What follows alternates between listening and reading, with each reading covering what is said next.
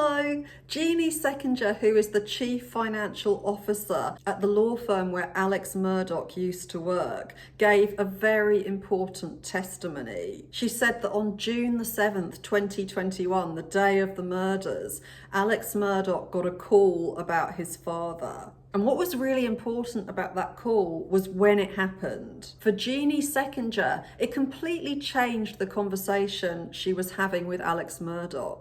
June 7th, 2021, what happened? Went to look for Alec, and when I got upstairs, he was standing outside of his office leaning on a file cabinet, and he looked at me with a pretty dirty look, one I'd not seen before, and said, "What do you need now?" Clearly disgusted with me. The impression I get from this is that Alex Murdaugh's mask was slipping off.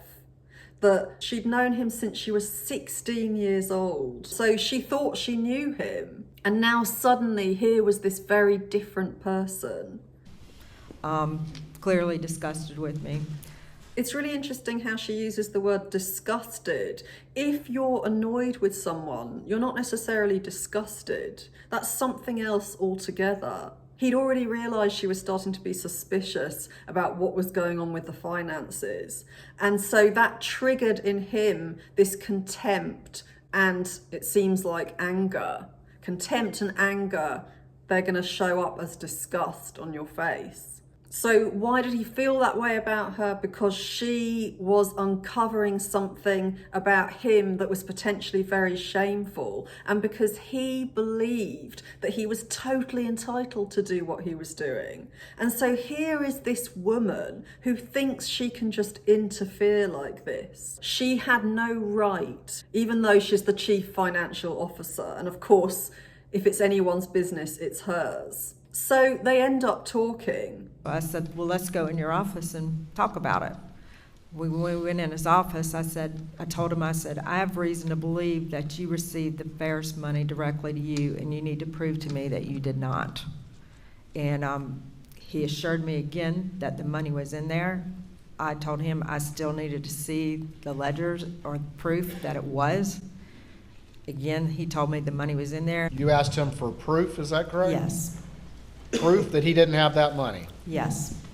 And now everything changes. Were you able to complete that conversation? No, we were not able to complete it. During the middle of our conversation, he took a phone call, and the call was saying that his father was in the hospital and that there was nothing more that could be done and he was terminal. So at that point, I've known Alec since I was 16 years old, known the family forever. It turned into a personal conversation about, how's your dad doing? How's everything doing? What's going on? And I basically thought he was leaving to go to the hospital to attend to his father, so I left the office at that time and we did not discuss the money anymore. This woman clearly has empathy. And suddenly she's with her old friend. She's with someone she's cared about for many years now. At that point, he would have seen that she was hit right in her Achilles heel because she was seeing him as the victim. That was his only way of getting around her. Had he not had that phone call, how could he have got out of that conversation? Did you have a conversation with Alec later on that day? We did. Around 4 o'clock, my phone rang, and I remember because I was surprised that he was still there. He stated he had to get some documents and financials together for a hearing regarding the boat wreck later that week.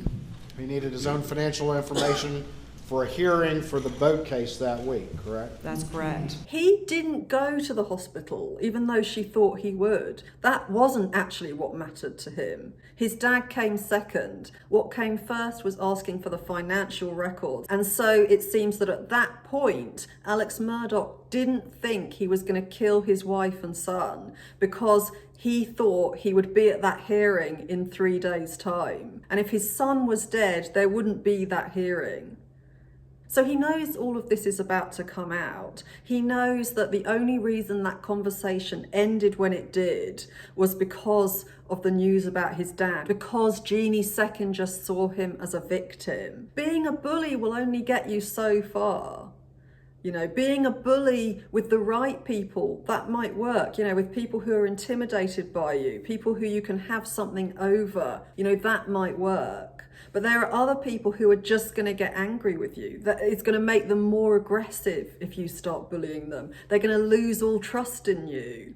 They're not going to be vulnerable as a result. Playing the victim can be far more powerful because all you need when you play the victim are empathic people. As long as you have empathic people around you, you can use their trust against them. And that's what Alex Murdaugh did for a number of years. The law firm ran on trust.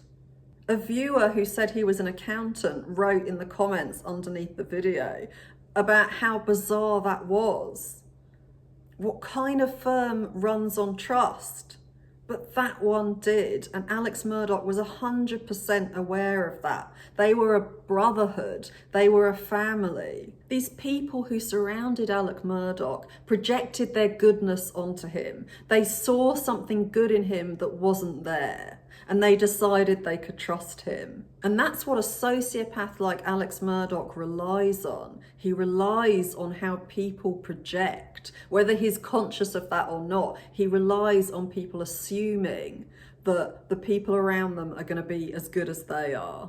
I've noticed comments in the comment sections under my videos where people have said they just couldn't get their head around what the prosecution was saying. You know, how could it be a distraction? Why would you kill someone for distraction? It just didn't make any sense. It wasn't enough of a motive. But actually, Alex Murdaugh had understood maybe his whole life that playing the victim worked for him. Maybe he'd done that as a kid, you know, as the younger sibling. And certainly he did that at this point in his life, and this is where it started. Poor me, my dad's really ill, and suddenly the conversation ends. He's not in trouble anymore. He's got a supportive friend next to him instead of a suspicious colleague. I don't think this would have been the first time he thought about the murders. He himself said that they'd been planned, he thought, for a long time in advance. So I suspect he's been thinking about this and planning to do it, or at least considering that he might do it. I think what Alex Murdaugh may have been thinking about as he made his way home that evening was how to end all of these conversations. How was he going to end the conversation that was happening in 3 days' time at the hearing? How was he going to stop Jeannie from starting up her conversation again? How is he going to shut all of this down? I wonder if that phone call triggered his decision to do it that night. Look how well things turned out in that meeting. Look how nice Jeannie became. I want more of that.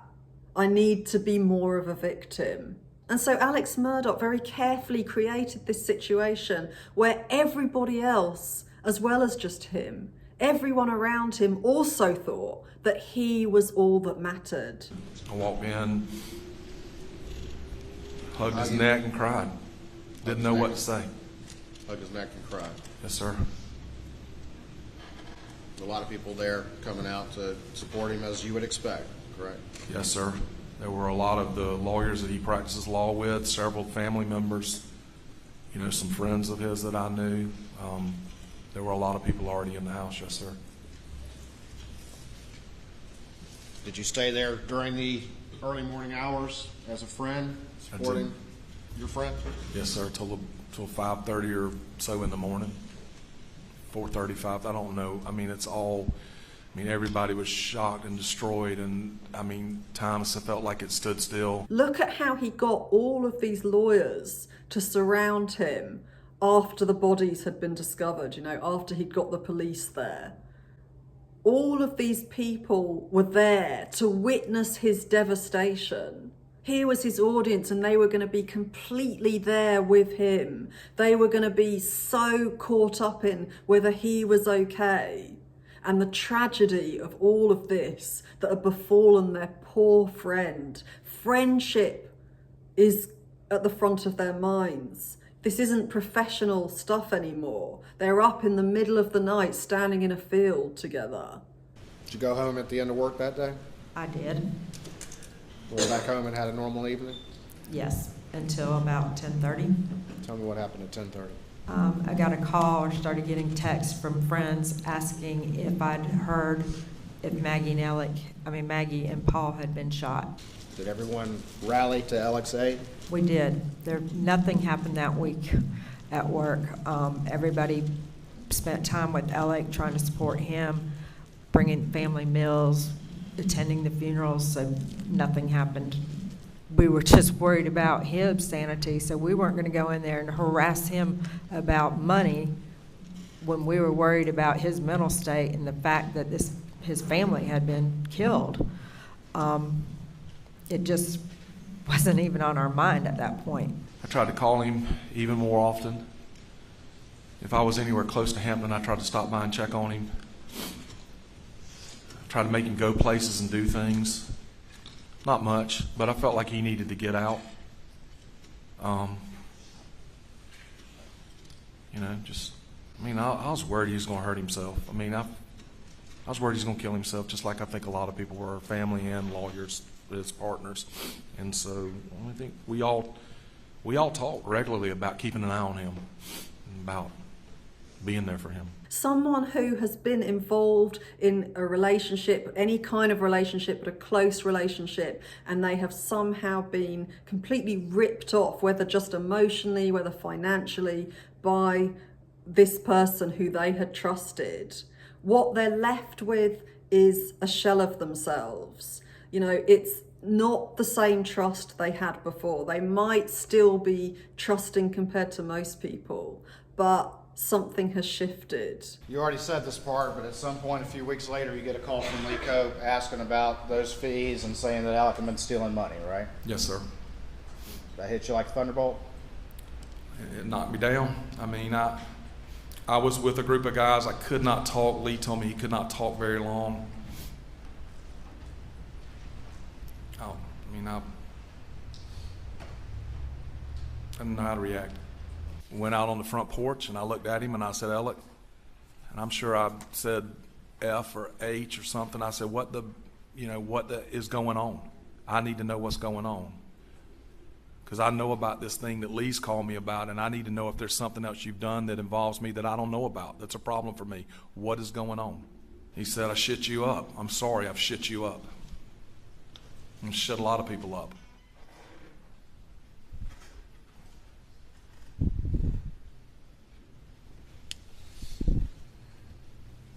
I asked him, how long has this been going on? I couldn't believe that I didn't know it, never saw it, never suspected it, drugs or money. And what did he say? Just said it had been going on for a long time. Did you say anything else in this conversation? Just said he had been good about covering it up. I don't remember exactly how it ended, Mr. Waters. I was so mad. I'd loved the guy for so long. And I probably still loved him a little bit, but I was so mad. And I don't remember how it ended. I left. That's how a sociopath hollows out his victims. You can see the devastation in his best friend. This friend really trusted him, He thought he was somebody else. And he learned that through all of those years, Alex Murdaugh was a completely different person. And he was strung along because of his trust and because he kept seeing the best in Alex Murdaugh. It kept him feeling emotional so that logic went out the window. Nothing mattered anymore. It was just, is my friend okay? At any point, did you ever have any conversation with the defendant about what he did that night? Not really, no, sir. What do you mean by not really? I didn't ask him. I didn't want to know what he found. I didn't want him to have to describe that to me. I didn't want him to have to relive it, so I didn't ask him about it.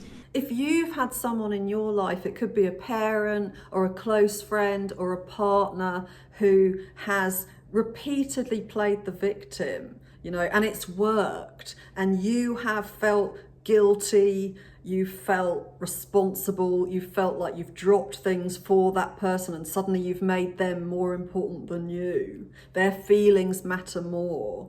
If that's happened to you, then just notice how powerful that is for the person who does it. They don't have to do much at all.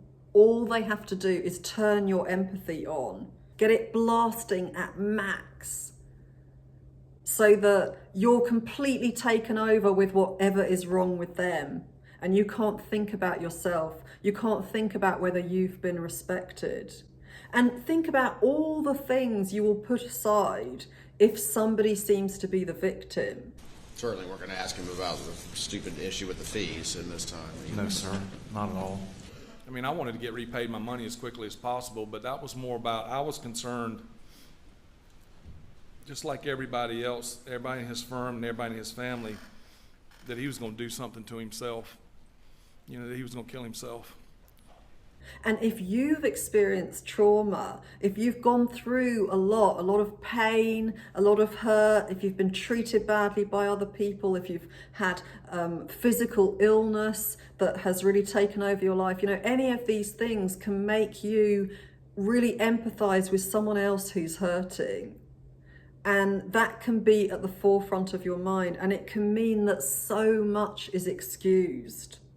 They might be rude to you and you can think, oh, but they're dealing with this really difficult thing at the moment. You know, they might demand more of your time.